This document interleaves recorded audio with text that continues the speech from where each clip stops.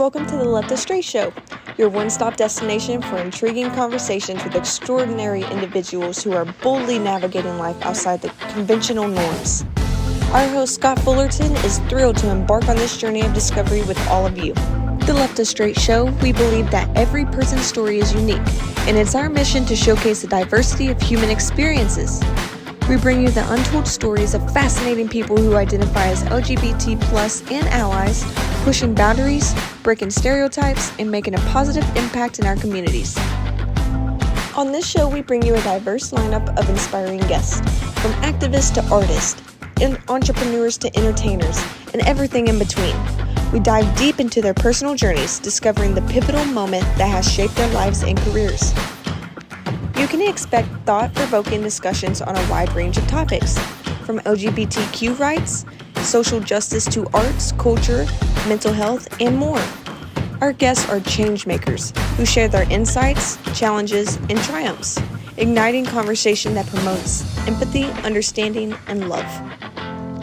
So whether you're part of the LGBTQ community or an ally looking to expand your knowledge and show your support, the Left of Str8 Show is for you. Together, we can build bridges of understanding and acceptance, celebrating the beauty of what makes us all unique. So sit back, grab a drink, and get ready for the show.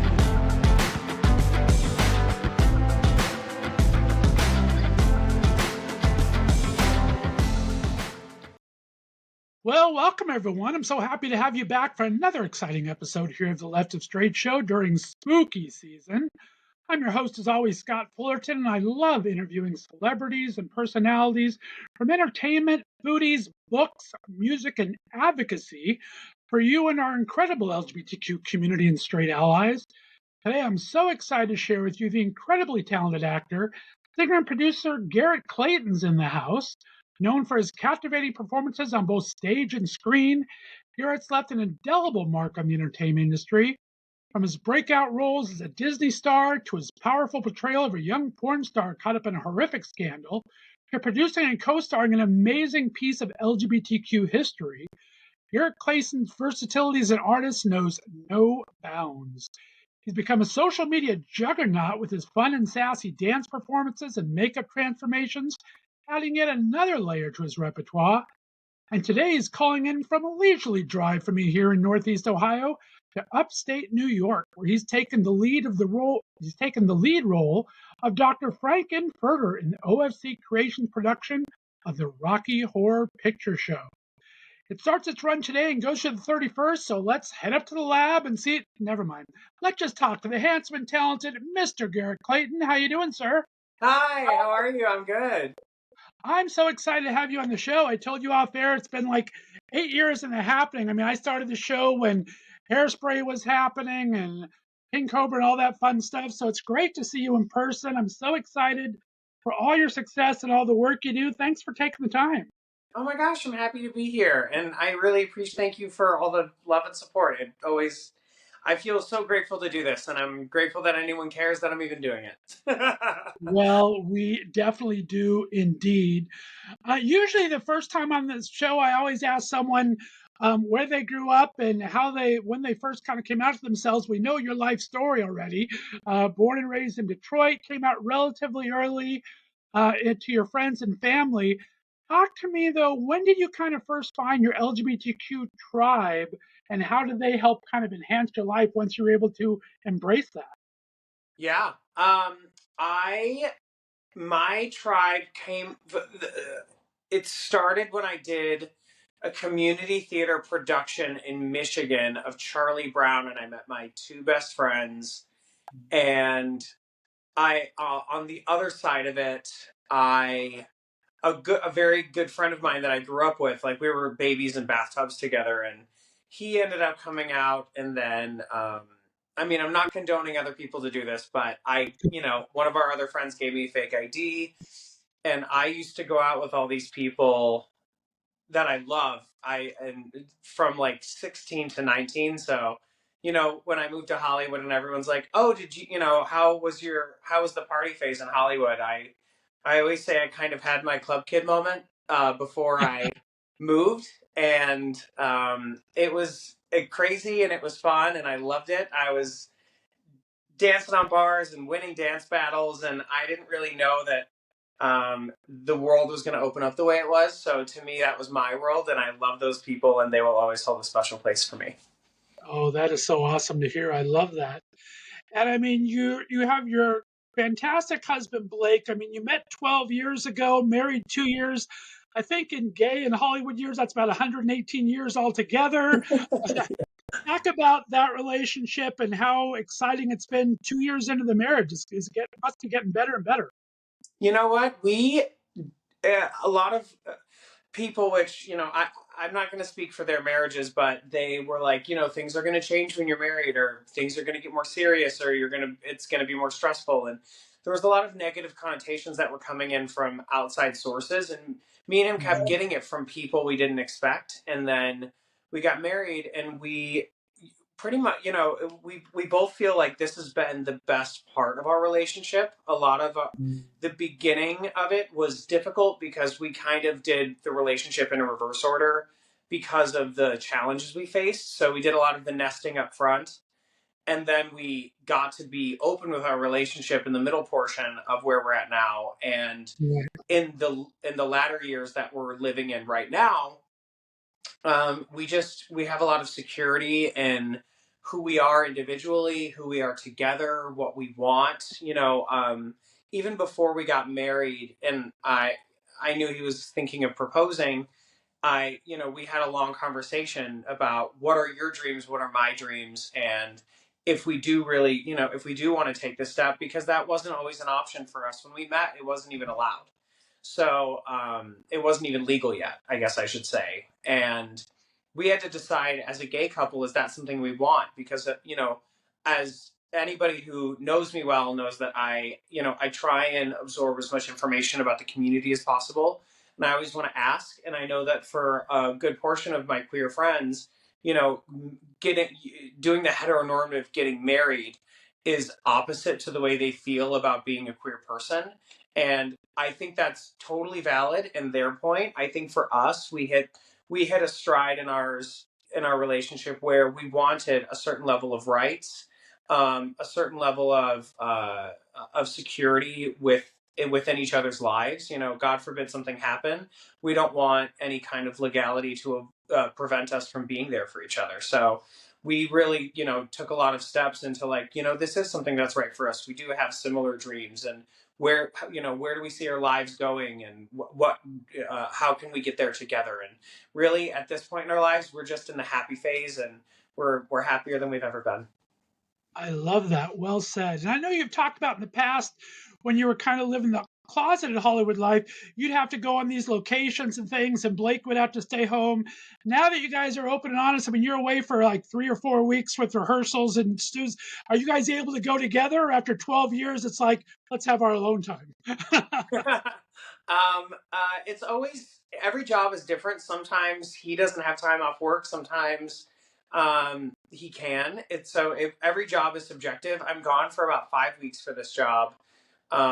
He's going to come visit the opening weekend, and then I'll just be here on my own for the remainder of the run. But after the first week, I got to go back and sing in a couple concerts, and then I flew back here for rehearsals. So it was a little crazy at the start of this production, but everything is settling down now. There you go. All right, very good. Well, of course, Disney was a huge part of your life, getting noticed back in the day. Looking back now, what did you kind of learn from those first experiences that were really positive for you, and what did you wish you knew kind of going in? I think the positives. You know what? Let me start with things I wish I'd known, and that way I can end on a positive note. I wish I would have known, which I think I think the trap happens for a lot of young people. Is like the Shark Tank mentality. Like, if you get attention, I don't have any. And as I've gotten older, I never really subscribed to that. I always thought there's enough room for all of us to succeed together. And when I was younger, I could never really put that into words. And so I would just, my emotionally and mentally, I would get really affected by like the Shark Tank mentality of everybody's fighting for the same thing. And it's like, there's enough room for all of us to have parts of this, and your win doesn't mean I had a loss. And I think, for me, that has been more and more true as I've gotten older, and that I really want, and my main focus is the people in my life, we can win together.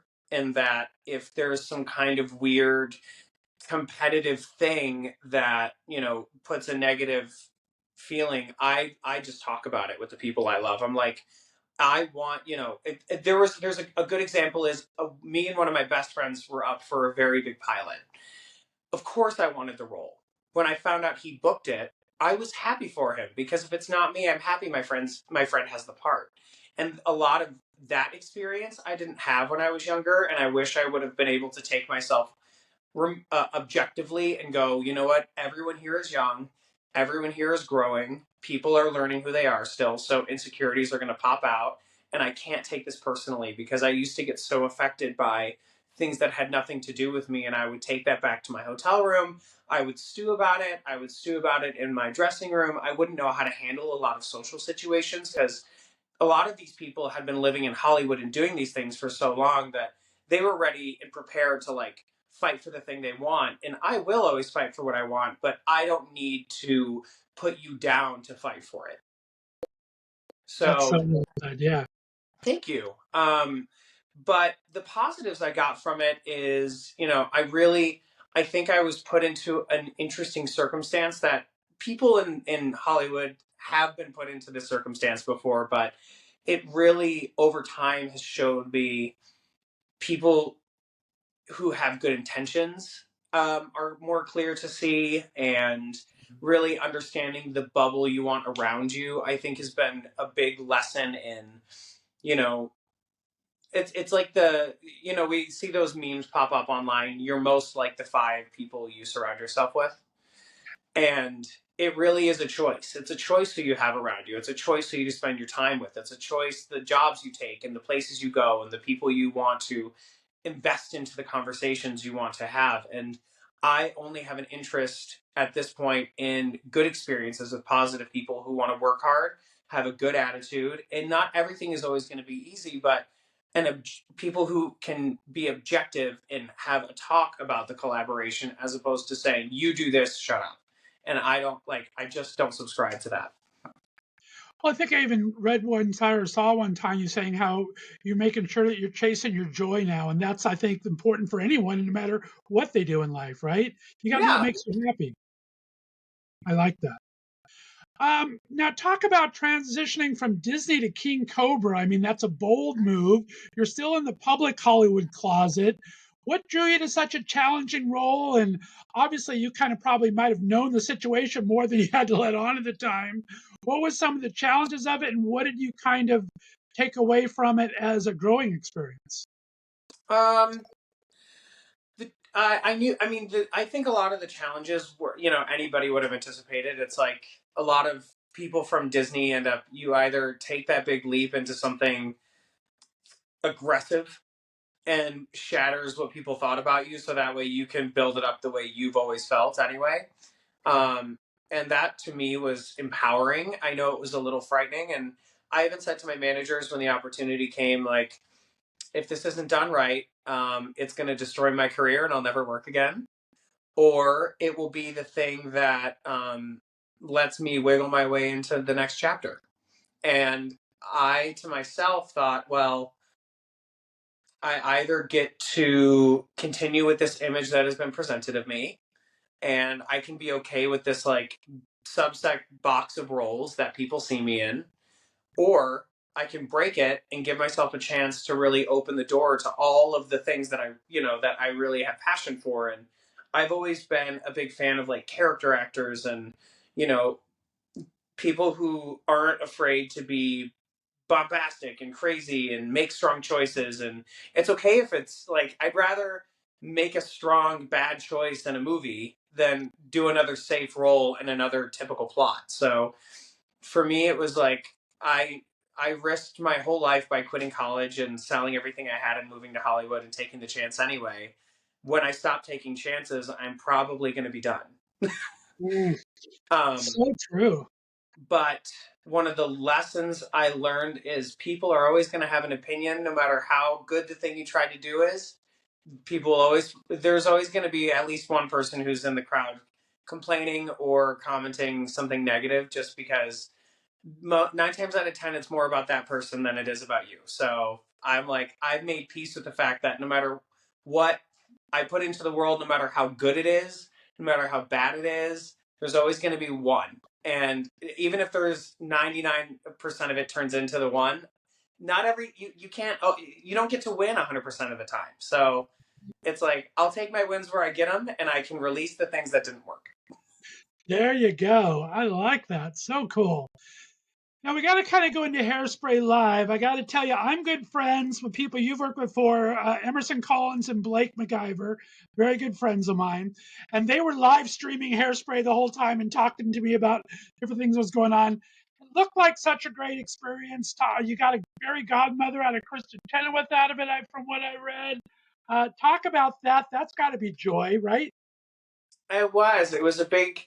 It was a crazy experience. It was very lavish and wild, and I think all of us were a little taken back by the grandeur of the project. Not every project does a studio say, let's build a state of the art soundstage, give you 1/3 of the entire lot, and really just, they turned Universal into our playground. I mean, we had an entire soundstage just for Crafty. Like, that's crazy. The whole thing was just wild. It was an incredible experience, and the cast was unbelievable. And, I would say, because you can't say 100% of the time for anything in this world, but 99% of that was wonderful people with great intentions, and everybody was just so happy to be a part of this wild moment of this cast that is just I'm still like taken back by it. I'll never forget um going on right before the finale. Martin Short pulled me aside and he was like, I have to tell you before this, because I don't know when or if we're ever going to see each other again, because that's the nature of this job. You never know when you get to see everybody again. And he was like, I just have to let you know, I think you're wonderful and you're talented and you're going to go so far. And I was like, Martin, I really appreciate this, but we're about to go on for the finale and you're going to make me cry. and so and so, like, we gave me a big hug, and then we, like, ran out. And there's certain moments like that I will just never forget. It's these, like, such, people use the word legendary or icon a lot now, but these are people who've been working for decades and have, Jennifer is an EGOT now, and Ari is, Glinda in the new Wicked movie. Like, it's just, everyone is so everyone is just always elevating from this cast and has always already been up here. So I'm grateful for such a wonderful experience. So much fun to watch. And talking about your versatility and talking about the serious roles, I got to talk to you about Reach. I mean, you got a Best Actor win for that. I thought it was so powerful. I know it was kind of extremely personal to you in a lot of ways. Mm-hmm. We're kind of in spooky season now, which leads to the holidays, which is kind of depressing for a lot of people. Talk about the importance of that project to you and kind of how you keep yourself positive and upbeat to keep out of those kind of situations. Yeah, so Reach for me was very personal.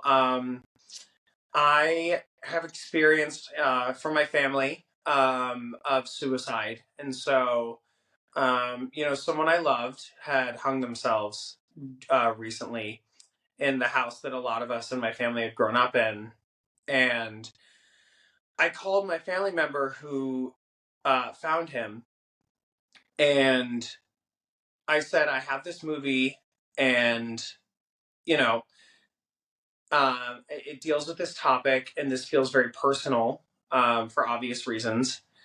I want to take this, and I want to be able to open up this story in this chapter of my life, but I know that this is also something not just very personal to me, but to you, having been his child and someone who found him, and all of us. But I just want to, talk with you first before I open this door, and this story is, more public than it maybe anticipated.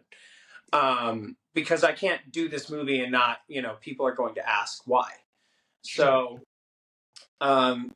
she said okay, and she's, grateful. She was grateful for me to ask, and that she was like, it's your story, and you're a part of this, and I know your heart, so you're not, just don't be disrespectful, but of course you can talk about it. And so I took this on, and it was, I probably don't talk about this a lot. There's a lot of drug abuse and mental issues, and there's just a lot of turmoil from my family, that from different members for different reasons and different ailments. And so I know about this kind of mental struggle with depression and substance abuse, and I really wanted something that felt like I could tell that story without bastardizing it. And that's what this gave to me. And that hopefully, if there's people who feel a little bit alone, or like this story isn't, because a lot of people don't want to watch stories like this if they don't understand it or experience it.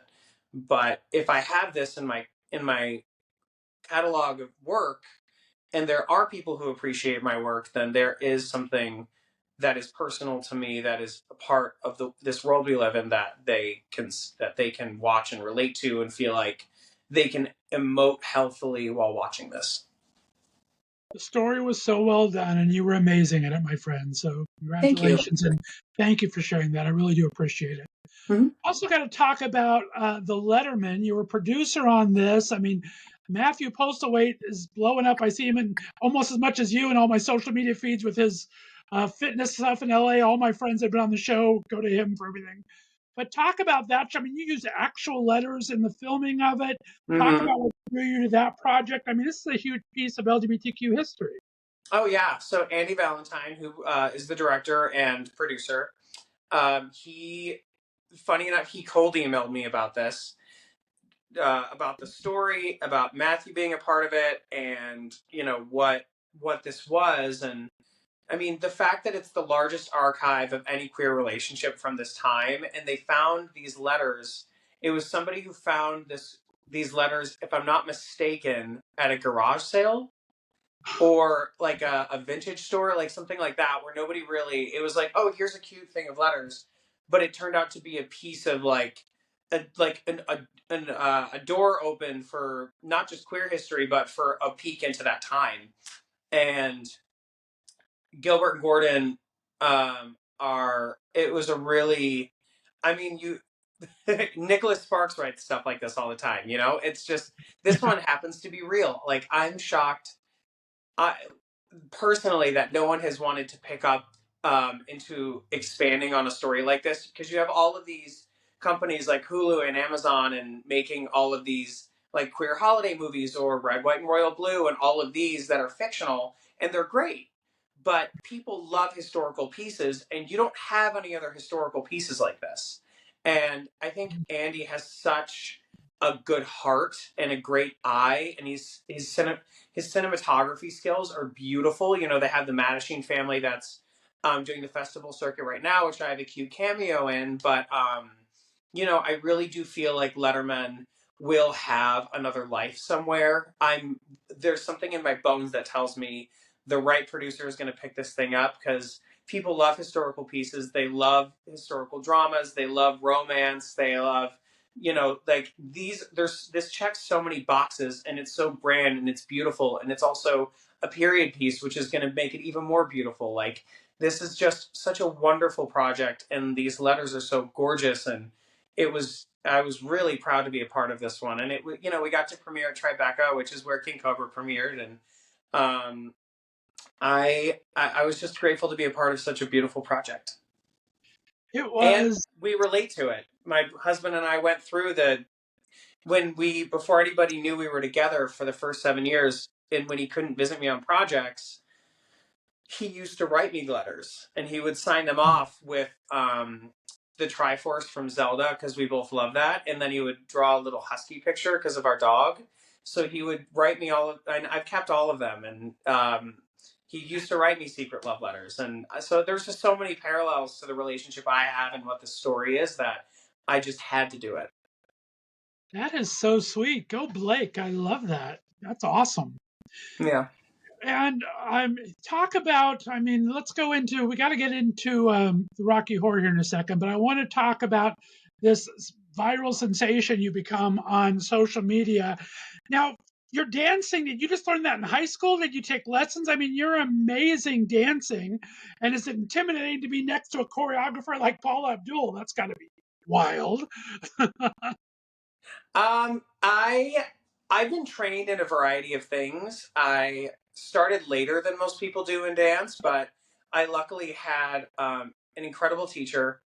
My high school offered a dual enrollment program at the college nearby. So my senior year, I was spending as basically a first year college major in an arts program, and I took an intro for acting at the college, and I was taking dance classes 3 times a week there.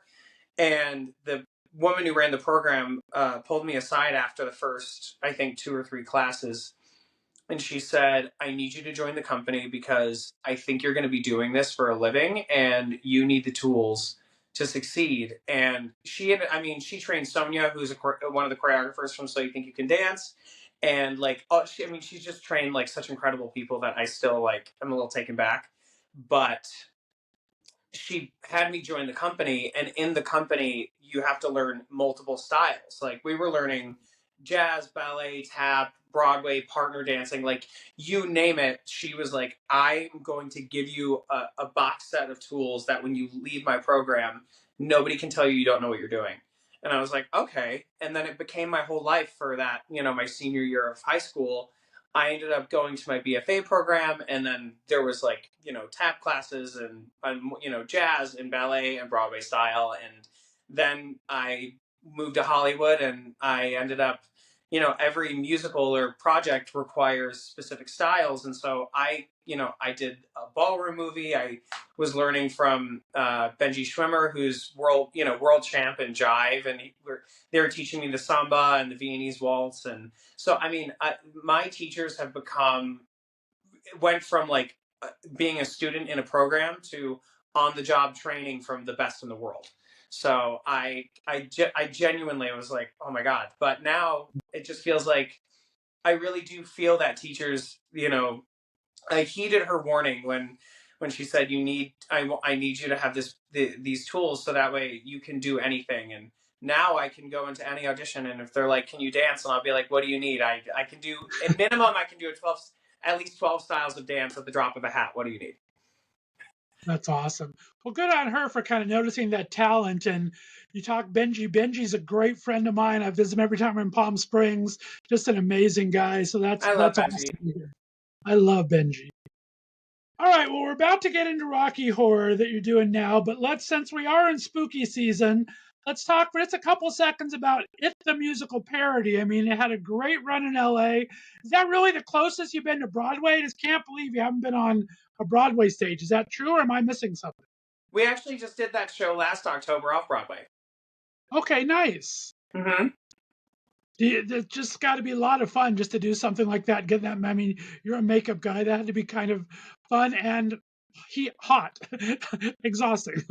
It's a lot. I didn't know that it was going to end up going to New York, but I'm grateful it did. It had an amazing run, and I was very happy that my first show in Manhattan had gotten such stellar reviews. I cried a little bit because it was very I was just taken back. But I've never had any performance ever where every single review was so kind and enthusiastic. I was like, oh my God, I guess we really do have something. And now it seems like October is turning into the month where I'm always some giant villain. So I'm kind of loving it. There you go. You should be. Well, let's talk about, Rocky Horror Picture Show. You're in heavy demand everywhere. What made you pick this role and this company at OFC in Rochester? I'm really impressed with the quality at which this company is delivering, and I think their work ethic is really strong. I think there's a lot of places in the world that are trying to create what they have. I used to work at the Rockwell in LA for a number of years, and that was a venue similar to what this is, but I think, this is a bit more fleshed out, and I think the structure is really good. And they have a traditional theater, and then they have the immersive space next door, and there's a lot of people trying to create programs and facilities like this. They're doing it successfully, and I'm really impressed with the quality they're delivering it at. Even with this production, we do the first 75% in the space, and then the finale, we bring you for the floor show. For anybody who knows Rocky Horror well, there's always like the finale floor show. But what we do for ours is we do 75% of this, and then for the floor show, we travel you to the theater so it feels like a big finale. And I think it's going to be a really great time. There's the acoustics in the space are beautiful. They're curating all of the food and the drinks and the cocktails, and like it's just, and like these costumes are gorgeous, and I think it's an impressive production, and I'm proud to be a part of it. The talent of the cast is also like, I mean, it's really, I'm very impressed. I love that. I was going to ask about the cast too, and I kind of did some research on it when I was getting ready to do the interview. And I mean, they do great work with the LGBTQ community. They raise money for Broadway Cares, Equity Fights AIDS. They help out directors. I mean, that's really kind of a quality place there. So I love that. That's awesome. Oh yeah, I mean they're really, and I mean on top of it, they're doing professional productions. They have student programs. They teach. They are a really well-rounded company, and they are booming. They're expanding and they're growing. And I mean, I just see such incredible things for this group of people, and they all have such a good work ethic and a good attitude, and they're really good at being collaborative and having fun. I think, some people get so serious about this, they forget it's called entertainment because it's supposed to be entertaining. So if you're not having fun, then there's a problem. Nice. I like that. I'm going to try to sneak up there. I told you off air, it's only about a 4-hour drive. So if I can sneak up one weekend, I'll spend a weekend there. And I love myself a little Toronto, so I can sneak from there to Toronto if I get. I'm sure they would be happy to find a way to get you a couple tickets if you drove all the way out here. Oh, well, I appreciate that. And this isn't the first time. I mean, this is your first time maybe as Frank and Furter, but we talked about you work with my buddies with the Skivvies. I think there was a Rocky Horror show there. I mean, you had an iconic moment as Brad on the streaming in 2020 of Rocky Horror with some amazing cast there. So you're familiar with this production, right? How is it playing Frank and Furter though? I've never actually done the show in its entirety. I've been asked over the years to do pieces of it in different incarnations. This is my first time doing the show straight through. I'm having a great time. I've done characters in the vein of Frankenfurter, Tim Curry type things in the past, but I really love the freedom and the variety of vocals this character provides. I think the writing is really interesting and articulate, and people don't really write things in this way anymore. It's like, and how often do you get to be a villain who talks in a little bit of a transatlantic accent? And it's great. It's like, for character work, it's like it's so meaty. Like, if you have fun with this, there is no reason. I mean, and if you can handle the heft, then it's just a playground. Right. And it holds up. I mean, we're talking it's in its 50th year now, 51st year, something like that. I mean, it's held up for a long time. That's why they're doing it too. That's why they're doing such a big production of it, to celebrate the 50th year. Oh, amazing. Now you have a couple of days off a week when the production starts. I'm sure you're in full rehearsal. What is there to do in beautiful downtown Rochester on those Mondays and Tuesdays? Are we sleeping and catching up? Do you go over to Canada, do a little Niagara Falls? What's it like on the days off? Well, this is my first day off today in 3 weeks, so I'll let you know when I actually have days off. Wow. Not because they didn't give me days off. It's because on my days off, the days off I did have, I was working on other things. So it's a balance, and I'm trying to figure out the work-life balance. But as of now, I know that, my husband's going to come for opening weekend, and I have a couple days off after that. So we will probably go to Niagara Falls and spend a night there together and get to experience that. And then we'll come back. And I know there's a couple places in town I had a lot of fun I want to show him. And then he'll be off, and then I work the next day. So that's There you go. so far, I know what my first 2 days off are. Well, I appreciate you taking a day off with me. Thank you so much for that. Goodness gracious, I feel guilty all of a sudden. What? No, that's fine. This is it's 45 minutes on a day off. I get to sit and drink coffee and have a good conversation. It's fine by me. Cheers, I tell you. Good on you for that. Well, I mean, you've shared so much of your life on social media and things like that. What's maybe one thing about Garrett Clayton that people might be surprised to learn? Any hidden things that aren't too personal? I've always kept I know that in any entertainment public eye setting, I have to give up, maybe 60 to 70%, and then I'll keep 30% for myself.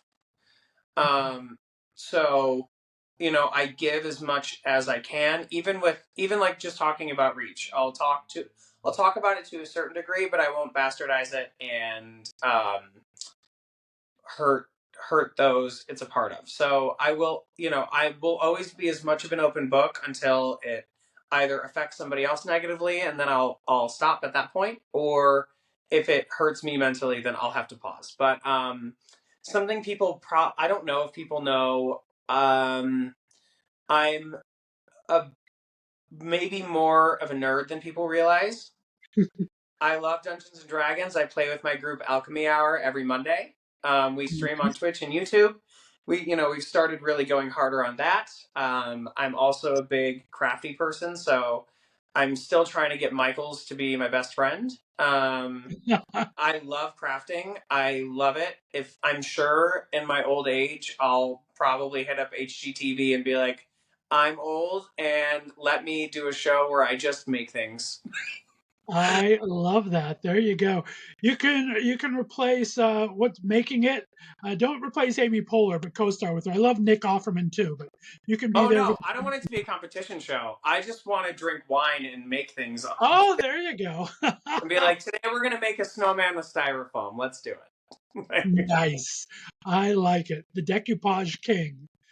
Well, Garrett Clayton, thank you for taking the time. I mean, in case someone's been under a rock, let them know where they can find your fantastic social media for your TikTok and Instagram and so much else. You can find me at Garrett Clayton 1 on Instagram, TikTok, YouTube, and Facebook. Sorry.